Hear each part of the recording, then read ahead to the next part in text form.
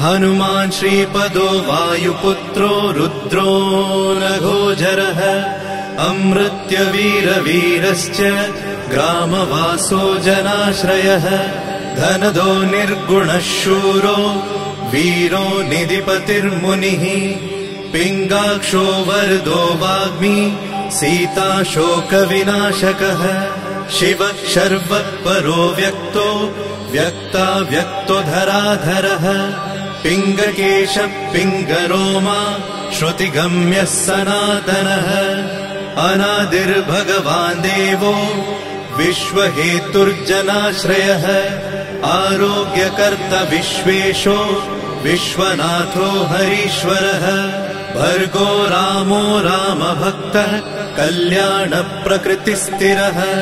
विश्वम्भरो विश्वमूर्तिर्